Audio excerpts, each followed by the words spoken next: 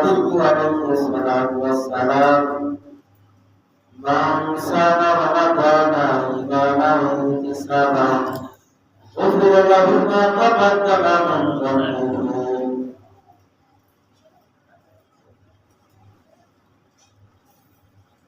من حمد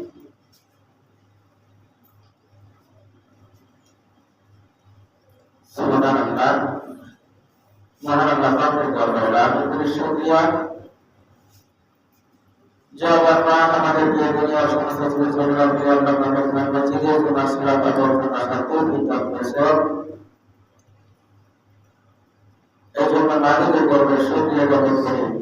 সবাই আলহামদুলিল্লাহ। আলহামদুলিল্লাহ। বিশ্বনবী সাল্লাল্লাহু আলাইহি ওয়াসাল্লাম পাঠ করি।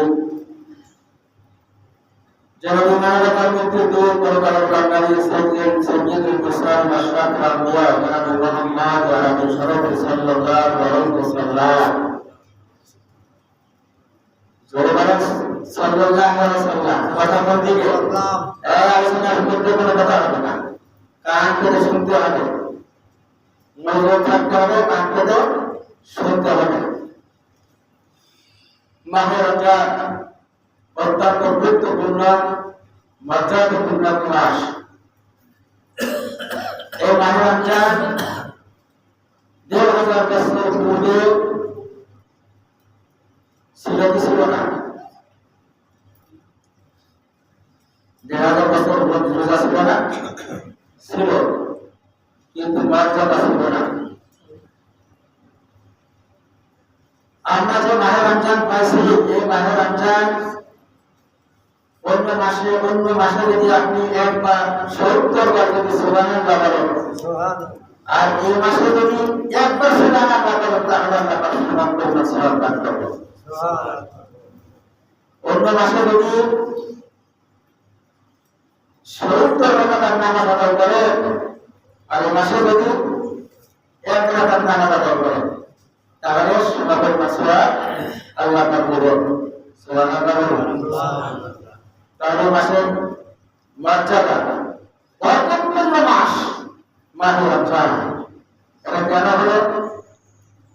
এই মাহে রমজান এত বরকতপূর্ণ কারণটা কি? কারণ হলো আল্লাহ পাক বলেছেন শাহরু রমাদানাল্লাযী উনজিলা ফীহিল কুরআন। এই মাস তো সেই মাস, মাহে রমজান তো সেই মাস যে মাসে কোরআন নাযিল করা হয়েছে। সুবহানাল্লাহ। কোরআন নাযিল হয়েছে কোন মাসে? কোন মাসে? এই মাহে রমজান। এই জন্য এই মাসের এত বড় মর্যাদা। কোরআন নাযিলের কারণে এই মাসের এত বড় মর্যাদা। এই মাসে এমন একটা রাত আছে, যেই রাতটা আল্লাহ তাআলা বলেন খায়রুম মিন আলফি শাহর, হাজার মাস থেকে উত্তম। সুবহানাল্লাহ বলতে পারবেন? সুবহানাল্লাহ। একটা রাতে ইবাদত করলে হাজার মাসের সমান সুবহানাল্লাহ পাঠ করবে। সুবহানাল্লাহ। কারণটা কি? কোরআন নাযিলের কারণে। এই রাতে এত বড় মর্যাদা।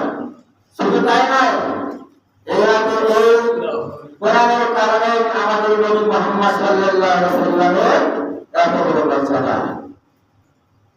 সুতরাং কোরআনের সংস্পর্শে থাকতে হবে। থাকতে হবে কি হবে না? কোরআনের পাশে থাকতে হবে। যারা কোরআনের পক্ষে থাকবে, যারা কোরআনের সাথে থাকবে, আল্লাহ পাক তাদেরকে সারা কিছু মানব জান্নাত দান করে দেবেন। সুবহানাল্লাহ।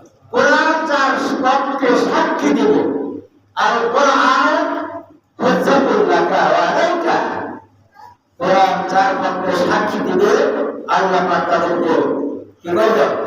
কি করবে? জান্নাত দান করবে। সুবহানাল্লাহ। এই জন্য কোরআনের পক্ষে থাকা দরকার আছে না? এই কোরআনের পক্ষে থাকা দরকার আছে না? আছে। এই জন্য কোরআনের পক্ষে থাকতে হবে।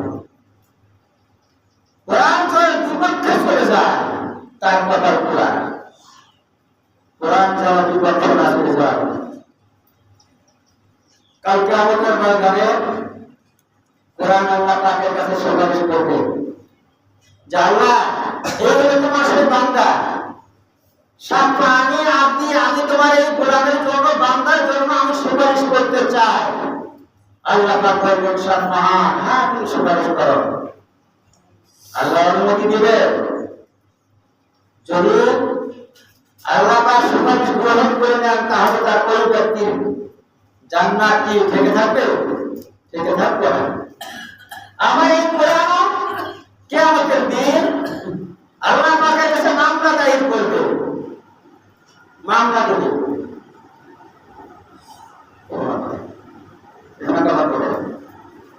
মামলা দেবে কোরআন। কোরআন বলবে ইয়াকুলুল কোরআন ইন্না আবদাকা হাযা, ইয়াকুলুল কোরআন ইয়া রাব্বাল আলামিন। কোরআন বলবে হে আমার রব, ইন্না আবদাকা হাযা, এই হলো তোমার সেই বান্দা, ইত্তাখাযানি মাহজুরা ফাখুযী বাইনি ওয়া বাইনাক, এই হলো তোমার সেই বান্দা যার সামনে কোরআন আলোচনা হয়েছে, কোরআন না শুনে সে ধান করে ফেরত দিকে চলে গেছে। এই হলো তোমার সেই বান্দা যার ডাকা হতো কোরআনের দিকে আহ্বান করা হতো, সে চলে যেত জামাতের দিকে। তাকে ডাকা হতো ইসলামের দিকে, সে চলে যেত কি মানব পথের দিকে। এই হলো তোমার সেই বান্দা। আজকে আমি তার বিরুদ্ধে মামলা দায়ের করে দিলাম। কার কথা? কোরআন বলবে। এখন কোরআনের পক্ষে থাকতে হবে না, থাকা দরকার। শুধু তাই না, কিয়ামতের দিন নবীও রাসূলও মামলা দায়ের করবে। এই কথাটা কোথায় আছে?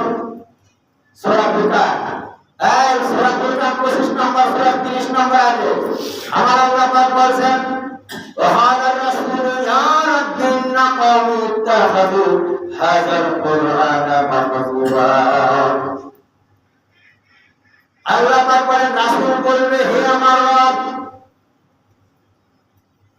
আমার উম্মতের কতিপয় তাদের ঘরে কোরআন ছিল, কোরআন পড়ে নাই, কোরআন বোঝে নাই, কোরআন অনুযায়ী আমল করে নাই, কোরআন অনুযায়ী ব্যক্তি পরিবার সমাজ রাষ্ট্র গঠন করে নাই, কোরআনের বিপক্ষে স্লোগান দিয়েছে। আমি আজকে আমার ওই উম্মতের বিরুদ্ধে আমি মামলার আর্জি করলাম। কে বলবো? কে বলবো? আল্লাহ। হ্যাঁ, রাসূল বলবে। আল্লাহ সেই কথাটা বলছেন, রাসূল মামলা দায়ের করবে।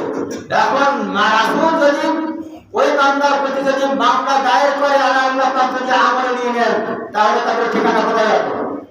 কোথায় হবে? কোথায় হবে? তাদের ঠিকানা জাহান্নাম।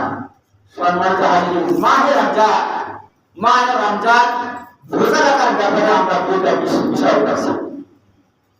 দুটা বিষয় আমরা পাইছি মাহে রমজান রোজা রাখার ব্যাপারে। একটা হলো আল্লাহ পাকের উদ্দেশ্য হলো তার বান্দাদেরকে মুত্তাকিন বানানো, আর আমাদের উদ্দেশ্য হলো মুত্তাকিন হওয়া। আমাদের উদ্দেশ্য কি?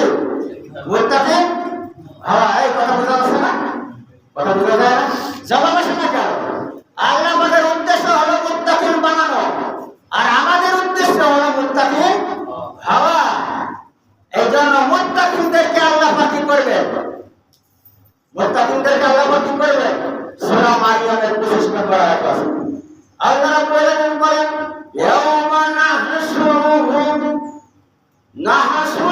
মুত্তাকিনা ইলার রাহমানি ওয়াফদা। কিয়ামতের ময়দানে লক্ষ লক্ষ কোটি কোটি মানুষের মধ্য থেকে আল্লাহ রাব্বুল আলামিন কিছু মানুষদেরকে বাছাই করে মেহমান বানিয়ে তাদেরকে রায়হান নামক দরজা দিয়ে জান্নাতে প্রবেশ করাবে। সুবহানাল্লাহ। কাদেরকে করাবে? কাদেরকে করাবে? মুত্তাকিনদেরকে। আর এই মুত্তাকিন বানানোর জন্যই এই রোজা। বলবো না? পক্ষান্তরে পরের আয়াতে আল্লাহ পাক বলেছেন, আল্লাহ রাব্বুল আলামিন বলেন, ওয়া নাসুকুল মুসলিমিনা ইলা জাহান্নামা বিরদা। আর যারা পাপিষ্ঠ হবে, যারা জালেম, কোরআন বিরোধী, ইসলাম বিরোধী, আল্লাহ রাসূলের আদর্শ বিরোধী, আল্লাহ রাসূলের আদর্শের নাম ইসলাম, ইসলামের বিরোধী যারা হবে, যারা তাগুত হবে, তাদেরকে আল্লাহ পাক বলেছেন বেলটা শব্দের অর্থ হলো বিভাষিত, ক্ষুধার্ত। তাদেরকে ক্ষুধার্ত বিভাষিত অবস্থায় তাদেরকে তাড়িয়ে নিয়ে যাওয়া হবে, হাঁকিয়ে নিয়ে যাওয়া হবে। কোথায় নিয়ে যাওয়া হবে? জাহান্নামের দিকে তাদেরকে তাড়িয়ে নিয়ে যাওয়া হবে ক্ষুধার্ত অবস্থায়। কারণ আল্লাহ পাক বোঝাতে চায় আমার মুত্তাকিনরা না খেয়ে কষ্ট করে সুপ্রাস দেয়। জাহান্নামের দিকে যখন নিয়ে যাওয়া হবে, জাহান্নামের রক্ষীরা তখন বলবে আলাম ইয়াতিকুম নাযীর। সূরা মুলকের মধ্যে কথা আসছে, আলাম ইয়াতিকুম নাযীর। ও জাহান্নামীরা, তোমাদের কাছে কি সতর্ককারী পিয়ন যায় নাই, নবী যায় নাই, রাসূল যায় নাই? তখন তারা বলবে ক্বালু বালা, হ্যাঁ এসেছিল। জাহান্নামের রক্ষীরা তখন বলবে তাহলে কেন এমন হলো? কোরআনের মধ্যে তো সব কিছু বলা ছিল। তখন তারা আফসোস করে করে বলবে লাউ কুন্না নাসমাউ আও নাকিলু মা কুন্না ফি আসহাবিস সাইর। এই জাহান্নামীরা তখন বলবে হ্যাঁ, আমরা যদি দুনিয়াতে আমরা যদি কোরআন মানতাম, কোরআন জানতাম, কোরআন পড়তাম, কোরআন অনুযায়ী যদি জীবন যাপন করতাম, মা কুন্না ফি আসহাবিস সাইর, আজকে আমাদেরকে জাহান্নামে আসা লাগতো না। কোরআন মানা দরকার আছে না নাই? এই কোরআনের বিপক্ষে যারা স্লোগান দেবে, কোরআনের বিপক্ষে যারা যাবে, তাদের অবস্থানটা কোথায় হবে? তাড়িয়ে নিয়ে যাওয়া হবে, হাঁকিয়ে নিয়ে যাওয়া হবে জাহান্নামের দিকে। আজকের আলোচনা হলো প্রতিবাহিক মুসিবাত। আল্লাহ পাক বলেন হে ঈমানদার বলিয়া আইয়ুহাল্লাযিনা আমানু, হে ঈমানদার বোনেরা, তোমরা যারা ঈমানের দাবিদার, কুতিবা আলাইকুমুস সিয়াম, তোমাদের উপরে কুতিবা এখানে ফরজ করে দিলাম কথাটা বলা হয় না, ভালো করে বুঝবেন। কুতিবা আলাইকুমুস সিয়াম কামা কুতিবা আলাল্লাযিনা মিন ক্বাবলিকুম লাআল্লাকুম তাত্তাকুন। তোমাদেরকে আমি কি করলাম? লিপিবদ্ধ করলাম, রোজাটাকে, সিয়ামটাকে লিখে দিলাম। কি করলাম? কাতাবা মানে লিখা, লিখে দিলাম। এখন আমি যদি বলি যে ভাই এখানে আপনাকে জমি আছে, আপনার আমি দিয়ে দিলাম, এই বলাটা কেমন? আর যদি বলি এই জমিটা আমি আপনাকে লিখে দিলাম, সিল মোহর করে সই দিয়ে লিখে দিলাম, তার গুরুত্ব আকাশ পাতাল ব্যবধান। আপনারা ঠিক করে আল্লাহ পাক বলছেন যে আমি কুতিবা আলাইকুমুস সিয়াম, রোজাটাকে আমি লিখে দিলাম। কেন দিলাম? লাআল্লাকুম তাত্তাকুন, যাতে করে তোমরা মুত্তাকি হতে পারো। এখন মুত্তাকিন কাকে বলা হয়? মুত্তাকিনের ব্যাখ্যা মানে মুত্তাকিন কারা? মুত্তাকিনের ব্যাখ্যা আলোচনা করতে গিয়ে সময় অনেক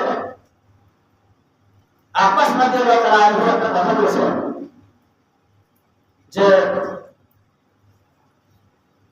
একজন সাহাবী জিজ্ঞাসা করছে আব্বাস রাদিয়াল্লাহু তাআলা আনহু, আল্লাহ রাসূলের চাচা, এসে বলছে যে মুত্তাকিন কাকে বলা হয়? তো বলছে যে তোমরা কি কোনোদিন কাটাতার জঙ্গলে ঢুকেছো? সেই জঙ্গলের মধ্যে বেলের কাটা, নাকার কাটা, বাবুয়ার কাটা, বিভিন্ন রকমের কাটা, ওই কাটাযুক্ত বাগানে কি ঢুকেছো?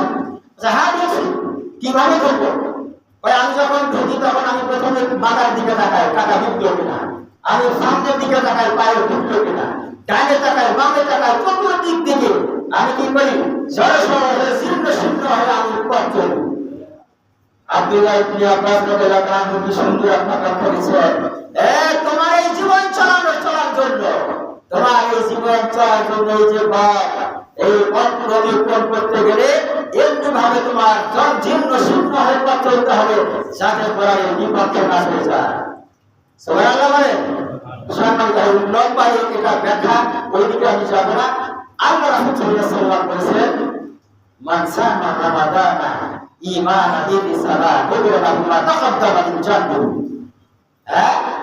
কেউ যদি রমজানের রোজা রাখলো ঈমানের সাথে, ইহতিসাবের সাথে, গুফিরা লাহু মা তাকাদ্দামা মিন যানবিহি, তাহলে কি আল্লাহ পাক তার জীবনের গুনাহকে মাফ করে দেবেন। এখন এখানে দুটো পয়েন্ট আছে, ঈমান কি জিনিস আর ইহতিসাব কি জিনিস। হাদিস তো আমরা সারা জীবন পড়লাম, শুনলাম। ঈমান কি জিনিস আর ইহতিসাব কাকে বলা হয়? সম্মানিত হাজির, আরেকবার আলোচনা সভাপতি সভা শেষে আল্লাহ পাক আমাদেরকে কোরআন বোঝার তৌফিক দান করুন। সবাই বলেন আমিন। আল্লাহ রাব্বুল আলামিন আমাদেরকে মুসলিম ভারতে চলা তৌফিক দান করেন সকলের আমিন। ওয়া আলা ইল্লাল্লাহ ওয়া রাসূলুল্লাহ।